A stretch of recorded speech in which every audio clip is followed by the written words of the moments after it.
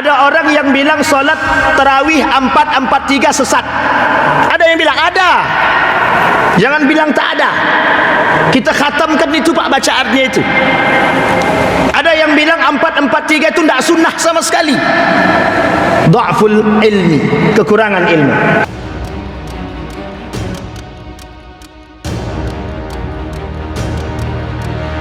A'udzu billahi minasyaitonir rajim. Bismillahirrahmanirrahim. Assalamualaikum warahmatullahi wabarakatuh. Alhamdulillahi rabbil alamin. Alhamdulillahilladzi arsala rasulahu bil huda wa dinil haqq liyudhhirahu 'alad dini kullih wa kafa billahi shahida. Asyhadu an la ilaha illallah wahdahu la syarika lah wa asyhadu anna Muhammadan 'abduhu wa rasuluh la nabiyya ba'd. Allahumma salli wa sallim wa barik ala hadzal nabiyil karim. Allahumma salli ala Muhammad wa ala ali Muhammad fil alamin innaka Hamidum Majid. Ya ayuhan nasu taqu rabbakum alladhi khalaqakum min nafsin wahidah wa khalaqa minha zawjaha wa batha minhuma rijalan katsiran wa nisaa wattaqullaha alladhi tasaaluna bihi wal arham innallaha kana 'alaikum raqiba. Wa qala Allah ta'ala ya ayyuhalladzina amanu taqullaha wa qulu qawlan sadida yuslih lakum a'malakum wa yaghfir lakum dhunubakum wa may yuti'illaha wa rasulahu faqad faza fawzan 'azima. Puji syukur kehadirat Allah dengan mengucapkan alhamdulillah rabbil alamin. Bersalawat kepada Nabi dengan mengucapkan Allahumma salli ala Muhammad wa ala ali Muhammad fil alamin innaka Hamidum Majid. Bapak Ibu sekalian yang berbahagia, mudah-mudahan di Isya ini Allah memberikan rahmat dan karunia-Nya serta keberkahan-Nya kepada kita semua. Insyaallah yang hadir malam hari ini husnul khatimah dan istiqamah sampai akhir bulan suci Ramadan, dan kelak insyaallah kita termasuk orang-orang yang menang di akhirnya. Amin ya rabbal alamin. Bapak Ibu sekalian yang berbahagia, malam hari ini dalam tulisan Majelis Ulama Indonesia ada 12 indikasi atau indikator terjadinya aliran atau munculnya aliran sesat. Di dalam website resmi Muhammadiyah, pimpinan pusat Muhammadiyah menuliskan dalam tulisannya ada 5 ciri atau 5 penyebab terjadinya penyimpangan akidah. 5 sebab terjadinya penyimpangan akidah. 2 hal ini, baik yang 12 dari aliran sesat Majelis Ulama Indonesia, begitu juga dari 5 yang disampaikan oleh Muhammadiyah dalam sebab terjadinya penyimpangan akidah. Ini kedua ini berkaitan, erat berkaitannya. Karena Bapak Ibu sekalian yang berbahagia, akhir-akhir ini penyimpangan demi penyimpangan itu sangat mungkin terjadi dan sangat bisa kita dapati dan mudah.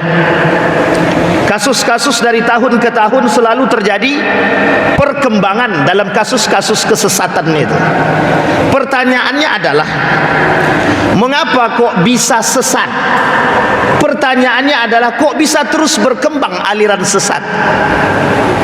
Kita ambil contoh yang sederhana. Pekanbaru ini da'inya banyak, tapi aliran sesat subur. Riau ini da'inya besar-besar, ulamanya terkenal, tapi begitu juga keseimbangan itu ada. Aliran-aliran yang muncul juga aneh-aneh.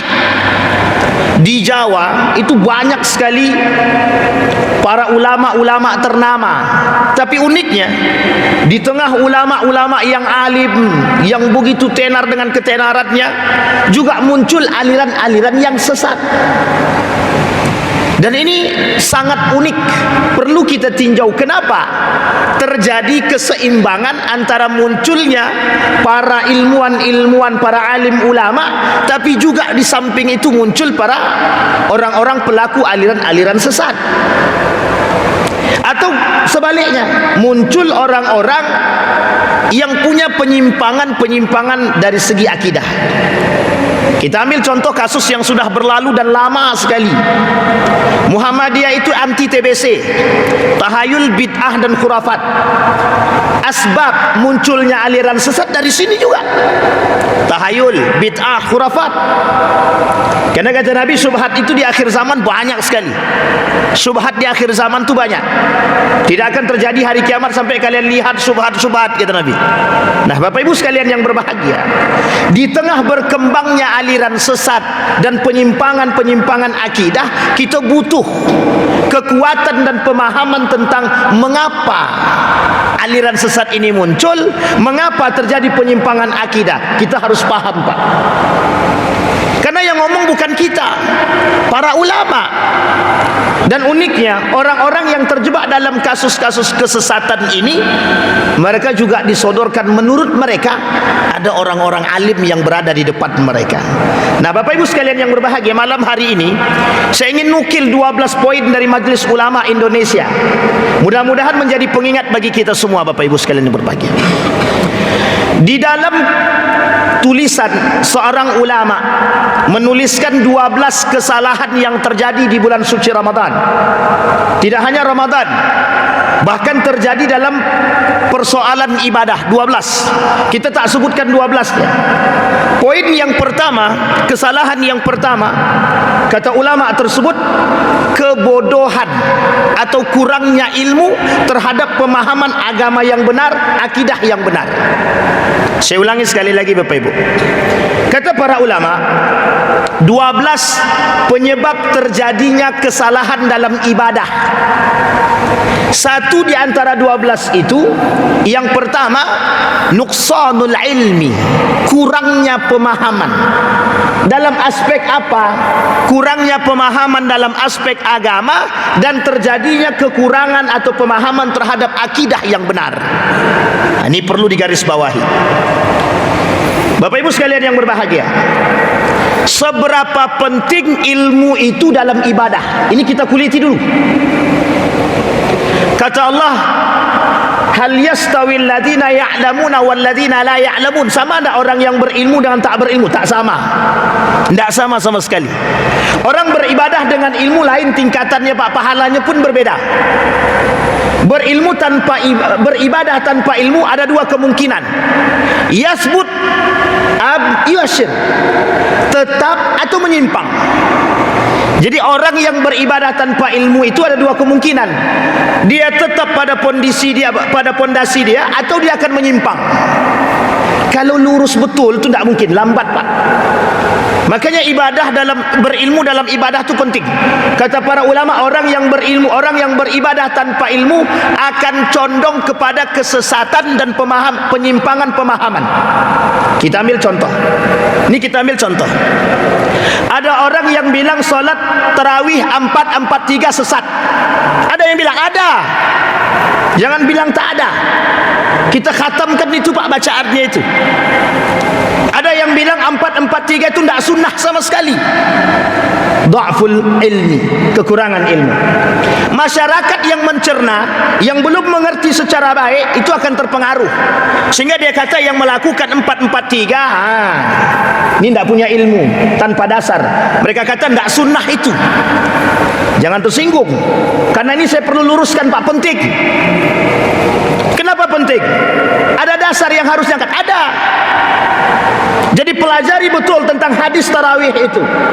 Pelajari betul tentang hadis qiyamul lail. Baru kita tahu sejauh mana ilmu kita dan akal kita mampu mencerna. Itu poin utama. Yang kedua, kenapa sebegitu pentingnya ilmu dalam ibadah? Perhatikan baik-baik. Persoalan tarawih kita tidak jauh, Pak, tidak keluar daripada tarawih. Persoalan tarawih. Kata Umar bin Khattab, yang dikatakan dengan tarawih itu 23 rakaat. Umar lakukan dalam jangka waktu 3 jam. Pertanyaannya, jika solat tarawih dilakukan dalam 23 rakaat, terjadi dalam 10 menit. Pertanyaan saya adalah, apa yang mereka baca? Bagaimana bentuk solatnya? Bukankah dalam solat itu disebut dengan tarawih? Solat tarawih itu namanya solat santai, solat sambil beristirahat.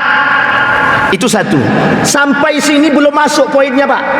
Yang kedua, solat dalam 23 rakaat 10 menit. Pertanyaannya, apa yang dibaca? Di mana letak tumakninahnya? Tidak dapat poinnya, Pak. Ini perlu apa? Perlu ilmu. Tapi ingat, yang mengikuti solat seperti ini berapa banyak? Lebih banyak daripada yang ikut seperti ini sekarang. Ribuan dalam solat yang seperti itu. Pertanyaannya, adakah penyimpangan pemahaman atau bisakah kita katakan sesat? Bentar dulu, jangan cepat-cepat sesatkan. Tapi kalau kita katakan penyimpangan pemahaman, sangat mungkin sekali, Pak. Apa sebabnya? Dha'ful ilmi, kurangnya pengetahuan. Oh, kok sebegitu pentingnya, Pak Ustaz? Penting sangat. Ada orang beribadah, mohon maaf, seorang imam jadi imam. Kata para ulama dan kata Nabi, yang berhak jadi imam itu siapa? Orang yang akra. Diterjemahkan oleh para ulama, siapa akra tersebut? Akra di sini bukan hanya sekedar bisa membaca Al-Quran, bagus bacanya, bukan. Kalau diterjemahkan, kata Imam Nawawi secara detail, orang yang mengerti ilmu agama, mengerti Al-Quran, paham dan bisa menjalankan isi Al-Quran. Lah kalau kita cari yang begitu, berapa banyak yang kita temukan manusia yang seperti itu? Tidak banyak, Pak. Sampai di sini bisa dipahami, Bapak Ibu. Poin pertama. Sehingga kata Muhammadiyah, di dalam tulisan Muhammadiyah, website resminya Muhammadiyah, ada 5 poin terjadi penyebab penyimpangan akidah. Ini sekarang penyimpangan akidah. Poin pertama, kata para ulama Muhammadiyah mengatakan, poin pertama, pemahaman yang kurang terhadap akidah sahih. Kurangnya pemahaman terhadap akidah yang benar. Yang kedua, dha'ful ilmi. Ada kesamaan dari yang tadi terjadinya kesalahan-kesalahan dalam ibadah dan kesalahan-kesalahan terhadap penyimpangan akidah. Satu di antara dua yang kita bacakan tadi, satu, kurangnya pemahaman akidah yang sahih. Yang kedua, dha'ful ilmi, kurangnya ilmu. Sekarang kita runut, Pak. Baru-baru ini muncul ada seorang bapak-bapak mengaku menjadi Imam Mahdi. Ingat, Bapak Ibu, yang mengaku menjadi Imam Mahdi itu setiap tahun akan ada. Setiap tahun akan ada. Pertanyaannya adalah, kok bisa ada orang mengaku Imam Mahdi? Apa sebab? Sebabnya dha'ful ilmi, kekurangan pengetahuan tentang ilmu. Ada poin yang ketiga, asabiyah, ta'assub, fanatik atau fanatisme. Yang ketiga, terjadinya penyebab atau sebab terjadinya penyimpangan, fanatisme. Perhatikan, yang mengaku Imam Mahdi ini itu bukan tidak punya pengikut, ratusan pengikutnya, Pak. Ratusan. Buya Hamka tidak pernah deklarasi aku ini Imam Mahdi, tidak pernah dia. Bahkan Buya Hamka tidak punya pengikut tetap. Ini yang ngaku Imam Mahdi punya pengikut tetap. Pertanyaannya adalah, kok bisa seperti ini dan mengapa ada orang yang bisa percaya? Dha'ful ilmi, fanatisme, kurangnya pengetahuan akidah yang sahih. Terkait Imam Mahdi, ada kaitannya dengan akidah? Ada. Akidahnya orang muslim, akidahnya orang beriman seperti apa terhadap Imam Mahdi? Nah, ini poin penting, Pak. Dan ini pembahasan khusus, tidak bisa dibahas dalam waktu yang singkat, tidak bisa. Coba bayangkan, kenapa kok muncul di tengah umat manusia orang-orang yang kemudian mengaku menjadi nabi, mengaku menjadi malaikat, mengaku menjadi Tuhan? Dan mengapa mereka tidak mengaku menjadi iblis? Tidak ada yang mengaku menjadi syaitan, tidak ada. Kenapa? Karena kata syaitan, manusia itu, setan itu terbagi dua. Kata Allah, setan itu terbagi dua, minal jinni wal ins. Setan itu ada dua, satu dari bangsa jin dan yang kedua dari manusia itu sendiri. Makanya tidak ada manusia yang mau ngaku jadi setan, itu tidak ada. Kenapa? Karena setan. Makanya kenapa hadis yang lemah, ada hadis yang lemah mengatakan syaitan itu di bulan Ramadan dibelenggu. Hadisnya lemah, hadisnya lemah, tidak kuat, tidak sahih. Setan tu dibelenggu. Pertanyaannya, kok dibelenggu setannya, kok masih ada yang tak puasa?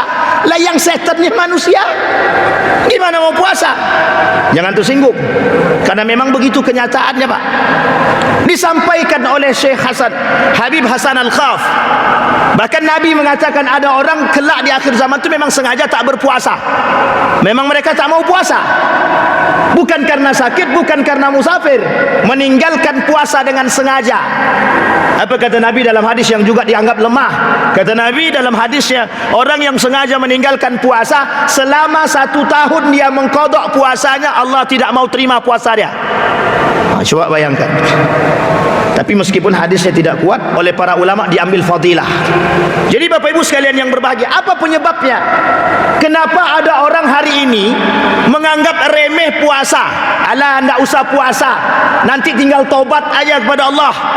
Yattakiluna bi'afwillah wa yuhmiluna al-amal.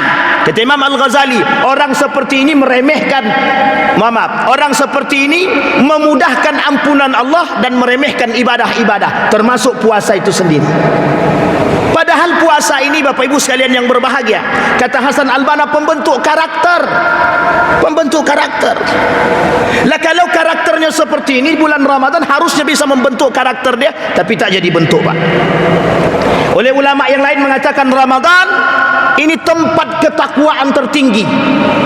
Kata para ulama, Ramadan tempat untuk menilai ketakwaan seorang tertinggi, karena di Ramadan disediakan lapangan ketakwaan dan pahala yang begitu luas. Tapi kok bisa salah pemanfaatan? Yang harusnya kita mengejar pahala, yang harusnya kita memperbaiki ibadah, kok bisa? Kita lagi sedang tidak mengkritik orang, tapi kita ingin mengatakan, mengatasi problem. Jangan sampai umat muslim tertipu dengan kondisi-kondisi hari ini. Apa contohnya? Jangan sampai tertipu dengan persoalan-persoalan tersebut, termasuk persoalan salat tarawih yang 23 rakaat dikerjakan dalam 10 menit. Bapak Ibu sekalian yang berbahagia, ini harus kita jadikan perhatian. Kenapa? Ini saya sampaikan Bapak Ibu, karena manusia, orang beriman akan nyaman dengan sholat. Orang yang tidak beriman akan cari di mana masjid paling cepat selesai sholatnya. Betul apa salah? Bapak-bapak, betul apa enggak? Betul gitu deh. Dicari yang paling cepat. Kalau ada imam masjid tersebut 1 juz 1 malam, tidak akan banyak yang sholat di situ, Pak. Ilaman rahimah Rabbi, ilaman amana billah. Kecuali orang beriman, kecuali orang yang betul-betul mendapatkan rahmat. Kalau tidak, la ilaha illallah, panjangnya lagi sholat nih, kata dia. Untung tak dibuat imam tadi solat surat Al-Baqarah.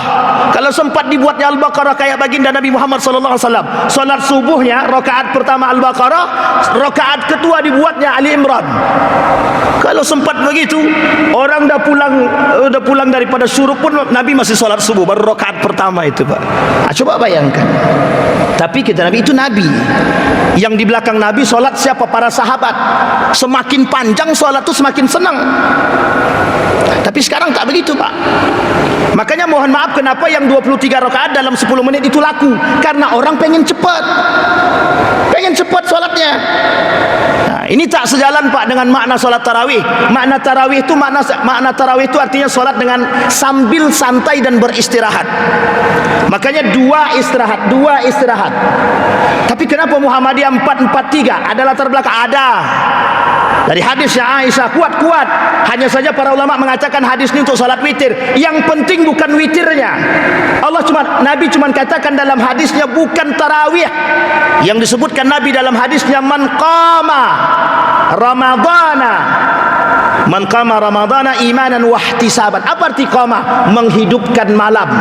Maka kata para ulama, perbedaan pendapatnya terletak pada kalimat qiyamul lail. Ini poin penting, Pak. Jadi jangan salah paham. Bukan berarti Muhammadiyah melakukan itu tanpa dasar. Muhammadiyah ini melakukan ijtihadnya, Bapak Ibu, bukan sebentar. Muhammadiyah ini berdiri 1900 berapa, Bapak Ibu, ada yang tahu? 12. Indonesia belum merdeka. 1926 baru berdiri Nahdlatul Ulama. 1926 baru berdiri Pondok Pesantren Darussalam Gontor yang belajar kepada Pondok Pesantren Muhammadiyah. Muhammadiyah. Jadi ijtihadnya bukan tanpa sebab, ijtihadnya dengan ilmu, tidak sembarangan. Baik, itu poin yang ketiga. Maka dalam terjadinya penyimpangan akidah, itu yang pertama, kurang pemahaman akidah yang benar. Itu terjadinya kenapa khurafat, tahayul, bid'ah, itu orang yang kurang memahami tentang akidah sahih, akidah yang benar. Yang kedua, dha'ful ilmi, kurangnya ilmu. Kenapa terjadi kurangnya ilmu? Tak mau belajar. Bapak Ibu sekalian yang berbahagia, menuntut ilmu agama wajib bagi siapapun. Ilmu agama ini wajib bagi siapapun. Mau dia nanti latarnya ekonom, mau dia teknik sipil, kedokteran, dokter gigi, dokter hewan, dan dokter apapun, belajar ilmu agama wajib. Yang lain daripada itu ilmunya sunnah muakkadah. Bahkan ada yang mengatakan fardu kifayah. Kenapa begitu? Karena ilmu agama di atas segalanya. Kenapa terjadi penyimpangan? Dha'ful ilmi. Yang ketiga, asabiyah, fanatisme. Yang terjadi hari ini, Bapak Ibu sekalian yang berbahagia, itu bukan fanatik agama, tapi fanatik golongan dan fanatik kepada orang. Kita ambil contoh. Kenapa tahun kemarin ada orang yang menelpon Tuhan, menentukan Idul Fitri, dia telpon Tuhan. Kenapa pengikutnya ratusan? Itu bukan fanatik terhadap agama, fanatik terhadap orangnya. Bukan berpikir dengan ilmu, bukan, tapi karena orangnya. Sama yang terjadi hari ini, yang mengaku Imam Mahdi, itu bukan karena agama, bukan karena golongan, tapi karena personnya, Pak, karena individunya. Maka hari ini Bapak Ibu banyak kita temukan orang-orang yang fanatik terhadap golongan dan fanatik terhadap orang, manusia.